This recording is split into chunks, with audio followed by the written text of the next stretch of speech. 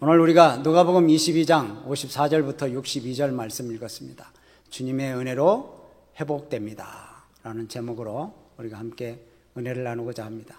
우리가 신앙생활을 하다 보면 어떤 때는 좋을 때도 있고 어떤 때는 이렇게 침체될 때도 있고 그렇죠. 근데 심각한 위기에 직면했을 때는 참 우리가 내가 지금 주님을 따라가고 있나 아니면 세상을 의식하고 있나 이런 것들을 한번 염두에 볼 필요가 있습니다. 물론 우리가 세상 살아가는 데 있어서 우리 주변 사람들을 전혀 의식하지 않을 수는 없습니다. 그래서 옆에 계신 분들, 옆에 계신 분들이 나를 어떻게 보고 나를 어떻게 평가할까 이런 것도 좀 생각해 봐야 되긴 하지만 그러나 여기에 너무 지나친 의식을 하면 이건 또 생활에 문제가 생깁니다. 오늘 이 본문에서 나타나는 이 베드로의 모습을 여러분 보시고 나는 정말로 어떤 의식을 가지고 살아가고 있나? 나는 세상을 가까이 하고 있나? 아니면 우리 하나님을 가까이 하고 있나?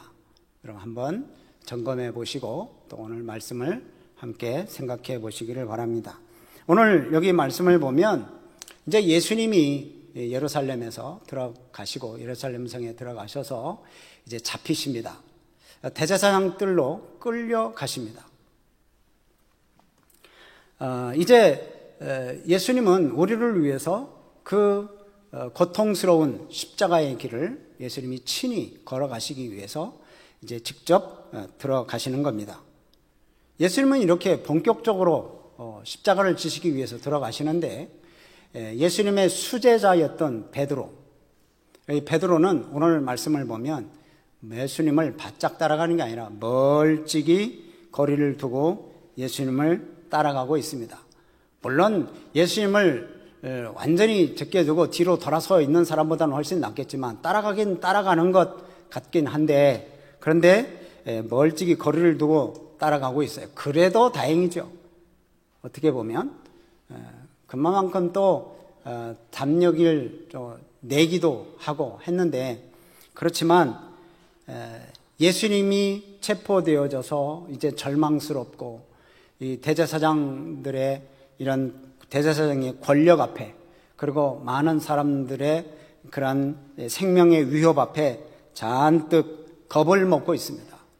여러분이 이게 어디서부터 이렇게 이 베드로가 겁을 먹고 있었습니까? 그동안 예수님을 따라다녔던 이 베드로가 예수님이 십자가를 지러 잡혀가는 그 상황에서는 멀찍이 따라가는 거예요. 그 원인을 한번 바로 앞에서 본다면 22장 39절 말씀부터 보면 예수님이 감람산에서 이제 마지막 이 십자가를 지기 위해서 기도하시잖아요. 예수님 하나님 할 수만 있으면 이 잔을 내게서 옮겨주세요. 그러나 내 뜻대로 마시고 아버지의 뜻대로 되기를 원합니다 라고 이렇게 기도를 간곡하게 합니다. 그 기도를 하면서 이 땀방울이 핏방울이 될 정도로 그렇게 간절히 기도하잖아요. 그 예수님이 제자들을 데리고 올라갔었습니다. 그러면서 그를 뭐라고 그랬어요? 너희들 시험에 들지 않게 깨어 기도해라. 근데 예수님이 3번이나 왔는데도 불구하고 이 제자들은 잠자고 있었어요. 잠자고 있어서 참 거기서부터 벌써 담력이 없는 거예요. 예수님은 담대히 내가 이 십자가를 지게 해달라고. 완전한 사람이시고 완전한 하나님이신 예수님께서도 그래도 이 십자가를 지는 그 고통이 참 너무 크니까 하나님 앞에 막 기도하는 거예요. 근데 제자들은 잠을 자고 있었어요. 베드로도 기도는 못하고 그런데 예수님은 따라가긴 따라가야 했는데 가까이는 따라가지 못하고 이렇게 멀리서 바라만 보고 있습니다. 구경꾼이고 방관자로서 지금 예수님의 십자가의 길을 바라보고 있는 거예요. 바로 전까지만 해도 베드로가 무슨 말을 했냐면 33절에 이런 말을 했습니다. 한번 33절 한번 보실래요? 보면 이렇게 돼 있습니다. 그가 말하되 주여 내가 주와 함께 옥에도 가겠습니다. 죽는데도 내가 따라가기를 각오하고 있습니다. 그렇게 지금 얘기를 했었어요. 바로 전까지. 그 장담했던 그 당당함이 어디로 가고 그 말은 다 허풍이 되어버린 거예요. 여러분, 이 베드로의 모습을 보면서 우리의 모습을 한번 보시기 바랍니다. 우리는 주님을 얼마나 가까이 따라가고 계십니까? 몸이 멀면 마음도 멀어집니다. 그럼 바짝 따라가야 됩니다. 요즘은 이 내비게이션이 발달되어서 앞차 따라가는 게 따라가지 않아도 알아서 가면 되잖아요. 그전에는 내비게이션이 없을 때 어디 가려면 나 따라와. 그러면 바짝 따라간다고 해도 신호등이 걸리죠. 누가 또 끼어 들어오죠. 참 그러다 보면 이제 이 따라가는 게 쉽지 않잖아요. 바짝 따라가면 또 사고의 위험도 있고 참 그게 쉽지 않은데 요즘은 이제 그래요. 근데 그전에는 이 전화도 없고 그럴 때 따라오라고 그러는데 제가 한번 못 따라가가지고 혼쭐이 난 적이 있습니다. 그 얘기는 나중에 얘기를 하고요. 아무튼 바짝 따라가야 될 분은 바로 예수님입니다. 근데 우리는 이 바짝 따라가야 되는데 너무 멀리 따라가고 있지는 않는지 우리를 한번 살펴보시기 바랍니다. 주님을 바짝 가까이 따라가는 방법은 예배에 충실하게 참여해서 예배에 성공하는 것입니다. 또한 이제 말씀을 듣고 말씀을 읽고 말씀을 묵상하고 말씀에 순종하는 삶이 바로 예수님을 따라가는 거예요. 또 우리가 시시때때로 하나님 앞에 기도하며 하나님의 뜻을 구하며 그렇게 나아가는 것이 하나님을 따라가는 거예요. 여러분, 왜 교회에 이렇게 예배가 많습니까? 주일날도 1부, 2부, 물론 코로나 때문에 지금 우리가 1부, 2부 예배를 드리고 있는데 또 오후 예배는 지금 못 드리고 있잖아요. 오후 예배 있지요. 수요 예배 있지요. 금요기도회 있지요. 새벽 월요일부터 금요일까지 있지요. 또 구역 예배 이런 것들이 있어요. 왜 이렇게 예배가 많나요? 우리 성도들을 못 살게 굴려고 우리를 꽉 잡아놓으려고 귀찮게 하려고 그렇게 생각하십니까? 그렇지 않아요. 주님을 더 바짝 따라가게 하기 위해서 하나님 말씀을 늘 예배를 통해서 가까이 하고 말씀을 통해서 주님을 만나고 말씀을 통해서 은혜를 체험하고 그리고 기도하면서 하나님의 뜻을 따라 살아갈 수 있도록 그렇게 하기 위해서 예배가 계속 있는 겁니다. 그러니까 우리는 예배를 가까이 하고 또 기도 생활에 가까이 하고 더 열심을 내고 우리 예수님께 가까이 하는 그런 삶이 돼야 돼요. 근데 예수님을 따라가다 보면 포기할 것들이 너무 많아서 부담이 됩니다. 내 친구들, 이 하나님 가까이 하려면 친구들과 자꾸 멀어집니다. 세상 친구들과. 또 잃어버려야 될 것들이 많습니다. 그것 때문에 어렵게 느껴져요. 그래서 예수님 따라가기가 좀 거리감을 두고 있어요. 그래서 가까이 하기엔 너무 먼 당신이 되어버렸어요. 우리 예수님이.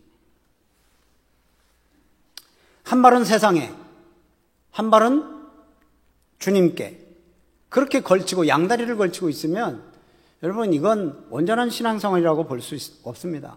요즘은 참 십자가의 길을 걸어가는 것을 사람들이 그렇게 좋게 생각하지도 않아요. 조롱하고 또 비웃는 그런 시대입니다. 이 시대는 십자가 없는 영광을 추구하거든요. 또 고난 없는 성공을 원하는 그런 시대거든요. 그러니까 희생하지 않고 뭔가 결과물을 얻으려고 하는 그런 시대. 그래서 적당히 살아가려고 합니다. 적당히. 이 베드로가 거리를 멀찍이 두고 따라가는 것처럼 예수님을 적당히 믿으려고 해요. 그 열심 내는 거, 교회 열심 내는 거, 그건 교역자들이나 하는 일이지 우리는 그렇게 열심 낼 거 없어. 교회에 너무 가까이 가면 상처 입어, 다쳐, 멀찍이 어느 정도 거리를 두는 게 좋아. 이렇게 말하는 사람들이 있어요. 중용의 덕이라고 하는 말이 있죠. 지나치지도 않고 모자람도 없는 적당한 상태를 말하는 겁니다. 먹는 것으로 말하자면 너무 적게 먹으면 영양실조 걸리고 또 너무 많이 먹으면 비만이니까 적당하게 먹어라 하는 거죠. 이게 참 적당이라고 하는 말이 애매모호하긴 하지만 이게 좋은 말이기도 합니다. 그래서 중용의 덕이라고 해요. 그런데 신앙도 적당히 하려고 하는 것은 이것은 좋은 모습이 아닙니다. 우리는 그런데 적당히 하려고 해요. 예배를 드리긴 드려야 되겠는데 예배를 안 드리면 마음이 불편해. 그래서 예배를 드려야 되는데 적극적으로 참여하지 않는 적당한 거리를 두는 신앙생활.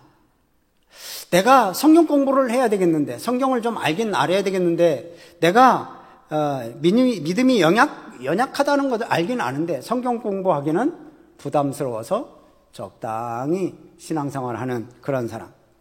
내가 기도를 하긴 해야 되겠는데 교회까지 가려면 새벽에 춥고 또 시간 내서 나가려면 귀찮고 적당히 기도 생활하자 이렇게 생각하는 사람들. 내가 성경을 읽어야 되겠는데 성경 읽다 보면 계속 졸음이 와서 이거 못 읽겠다. 그래서 차라리 읽지도 않는 분들. 내가 전도를 해야 되겠는데 만약에 전도를 하면 거절당하면 창피당할 것 같아서 전도를 하지 않고 그냥 살아가는 적당주의. 이게 이 베드로처럼 멀찍이 그냥 따라가는 그런 신앙생활이나 별다를 바가 없다고 봅니다. 신앙생활에서는 중용의 덕은 아름답지 못합니다. 우리나라에 교회가 많고 신앙생활하는 성도들이 많은데 사회가 변하지 않는 이유가 뭡니까? 바로 이 신앙생활 하시는 분들이 적당히 멀찍이 쫓아가니까 그래요. 베드로처럼 세상이 두려운 거예요. 사람들이 나를 평가하는 것이 두려운 거예요. 그래서 멀찍이 따라가긴 따라가는데 멀찍이 따라가요. 멀찍이. 그럼 결코 주님과 함께 할 수 없습니다. 우리와 함께 하시는 하나님은 만유의 주, 만왕의 왕이십니다.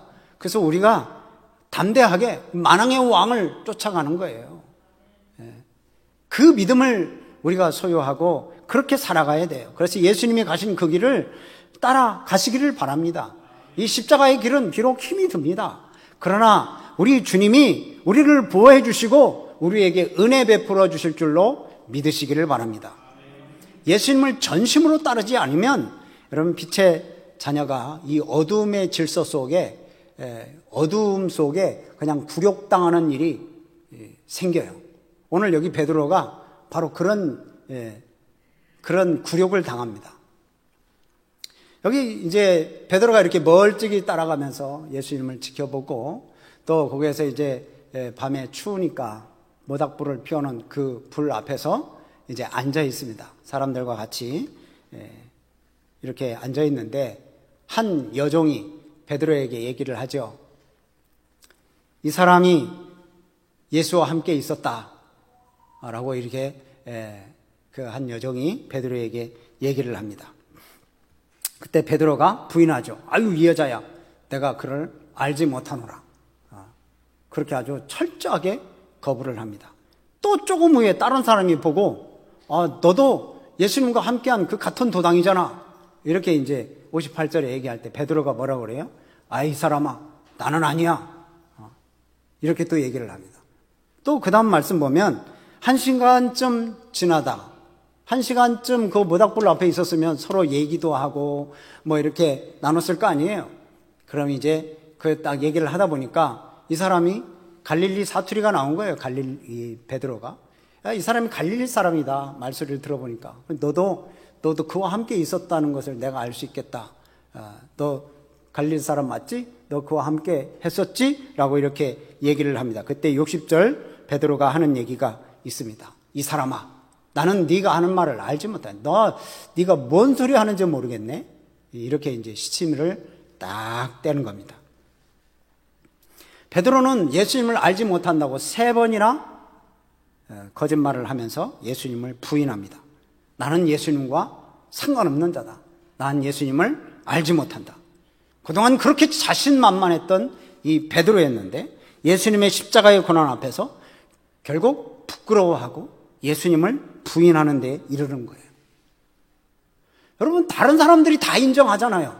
너 예수님과 함께 있었잖아. 너 예수님과 함께 일했었잖아. 너 갈릴리 사람이고 너 예수님 같이 다녔잖아. 다른 사람이 다 인정합니다. 너 예수님의 수제자고 너 예수님의 제자였고 함께 했었어.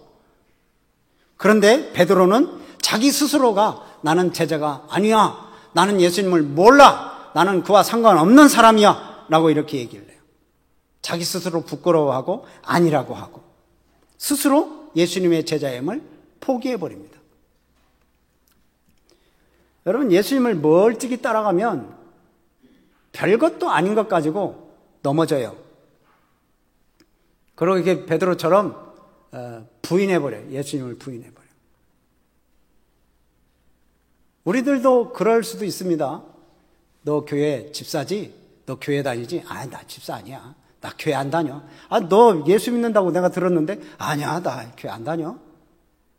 이러는 사람들이나 똑같습니다. 교회 다니지만 교회 가까이 하지 않고 주님을 가까이 하지 않고 어려운 일이 딱 부딪히면 내가 예수님을 믿는 사람이라는 것을 부정해버려요. 이런 신앙생활은 무늬만 제자고 정말 주님을 따르지 않는 부끄러운 그런 결과죠. 이런 신앙생활은 의미 없습니다.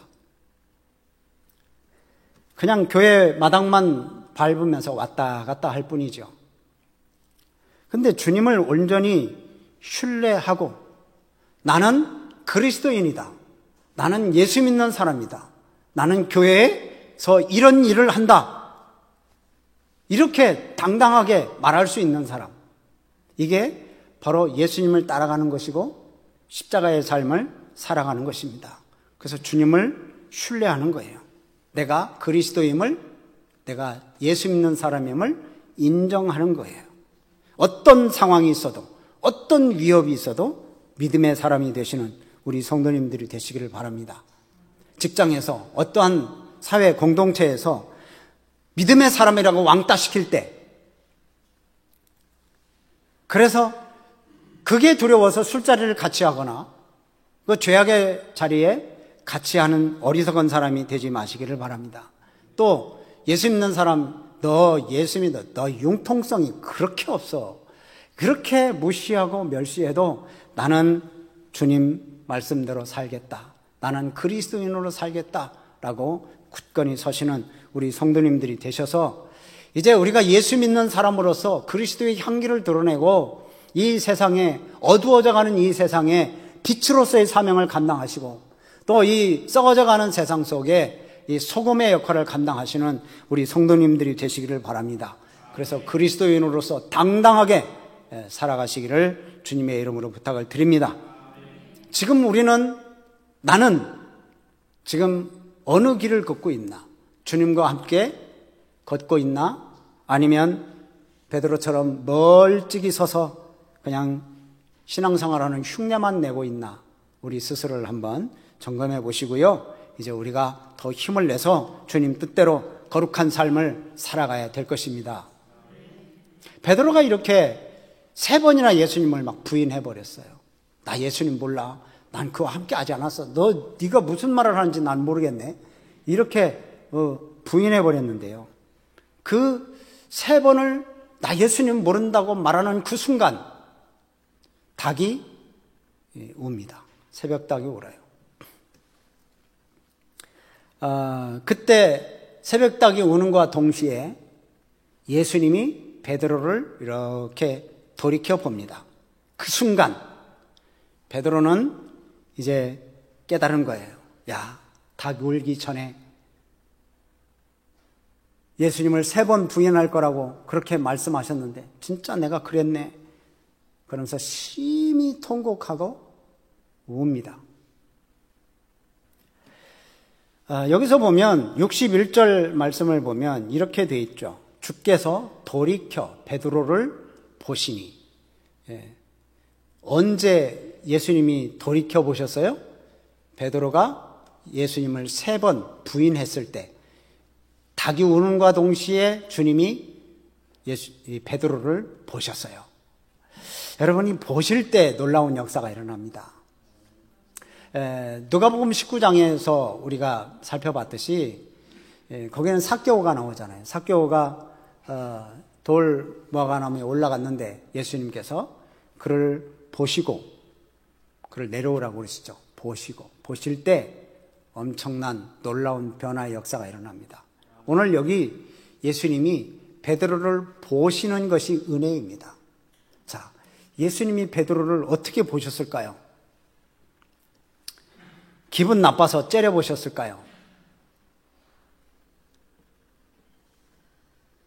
네가 그러면 그렇지. 내가 감람산에서 너 그렇게 기도하라고 3번이나 가서 너 시험에 들지 않게 기도하라고 내가 분명히 얘기했지. 근데 왜 기도 안 하고 너 이렇게 나를 부인해? 네 꼴이 그렇지 뭐. 이러셨겠어요? 원망하고 막 분노하고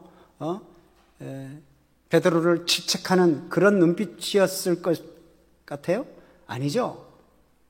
사실 이 예수님의 그 눈빛은 정말 인자한 눈빛이었습니다. 주님의 은혜를 생각나게 하는 거예요. 주님의 말씀을 생각나게 하는 거예요. 말씀이 생각나서 주님이 말씀하셨는데 내가 그때 그렇게 장담을 했었는데 나는 주님을 부인하지 않겠다고, 나는 죽음의 자리도 따라가겠다고 그렇게 나는 결단했었는데 내가 또 넘어졌네. 이 베드로는 그 예수님의 그 눈빛을 보고 그 말씀이 생각나서 심히 통곡하고 우는 거예요. 베드로에게는 이 예수님의 눈빛이 지난번에 닭이 울기 전에 너 나를 3번 부인할 거야 라고 했던 말씀이 생각나게 하시고 내가 지금 어떠한 일을 저질렀는지, 그래서 내가 지금 어떻게 해야 되는지를 알게 돼요. 심히 통곡하고 하나님 앞에 회개하고 우는 거예요. 주님의 그 눈빛은 주님의 은혜를 생각나게 하도록, 말씀이 생각나고 또 다시 일어나서 너 다시금 회복해, 믿음 생활해야 돼, 그걸 격려하고 힘을 주는 그런 눈빛이에요. 그러고 보면 예수님께서 베드로가 3번 부인했을 때 뒤를 돌아서 그를 바라보시는 그 눈빛은 은혜의 눈빛입니다. 그 은혜를 통해서 베드로가 회복되는 거예요. 회개하고 회복해요. 그래서 나중에는 이 베드로가 어떻게 합니까? 예수님은 십자가에 못 박혔는데 내가 예수님처럼 그렇게 온전하게 십자가에 못 박힌 건 나는 안 된다. 나는 거꾸로 십자가에 못 박히겠다. 들리는 이야기라면 이 베드로는 거꾸로 십자가에 못 박을 정도로 담대함을 그렇게 가진, 그래서 복음 전하는 일에 열심을 냈던 이 베드로가 된 것입니다. 예수님이 이렇게 베드로를 보시는 것은 베드로를 알게 하려고, 베드로가 다시금 힘을 내서 주의 일을 감당하게 하려고 예수님이 보신 것이에요. 책망하고 질책하고 원망으로 보시는 게 아니에요. 우리가 주님의 은혜로 다시 회개하고 주님 앞에 나아갈 때 십자가의 보혈의 은총이 우리에게 넘칠 줄로 믿습니다. 우리는 종종 넘어지고 실패도 하고 연약한 그런 상태에서 우리가 심각한 죄에 빠지기도 합니다. 우리가 용서할 수 없는 그런 죄에 빠질 수도 있어요. 이렇게 베드로처럼 예수님을 부인하는 것이라면 이건 심각한 죄고 아주 큰 죄입니다. 그러나 우리 주님은 이런 죄까지 다 용서하시는 분이에요. 우리 주님은 그렇게 우리를 사랑하시고 우리를 받아주셔요. 이게 주님의 은혜의 크기고 주님의 은혜의 넓이입니다. 그런데 여러분, 그렇다고 해서 오해하시면 안 됩니다. 그러면 죄를 지어도 되겠네. 지금까지 죄를 지어도 아무것도 아닌 것처럼 넘어갈 수 있겠네. 이렇게 생각하시면 안 됩니다. 우리가 실수해서 넘어지고 실수해서 범죄하고 하는 그런 일도 우리 주님은 그런 악한 죄인도 다 받아주시니까 주님 앞에 나오라는 거예요. 지금까지 우리가 실패한 것 있어도 이제 나는 더 이상 주님 앞에 나갈 자격도 없어, 그렇게 생각하지 마시고 주님 앞에 지금이라도 나오라는 겁니다. 지금 베드로 보세요. 그렇게 예수님 따라다니다가 자기 감정대로 하고 그러다가 결국은 이렇게 예수님을 부인하기까지 됐는데 얼마나 큰 실수를 범했습니까? 예수님 앞에. 근데 예수님은 그것도 받아주시고 다시 일어나, 다시 힘을 내. 예수님이 되돌아보시는 거예요. 멀찍이 따라오시면서, 야, 아직도 제자리야? 좀 바짝 따라와. 예수님께서 이렇게 쳐다보시는 거예요. 여러분, 지금도 예수님은 우리들을 돌아보고 계십니다. 베드로를 돌아보신 것처럼 우리들을 돌아보셔요. 말씀을 통하여 우리를 돌아보셔요. 그래서 우리가 말씀을 통해서 우리 모습을 보게 하시고 하나님의 말씀을 생각나게 하시고 죄를 깨닫게 하시는 거예요.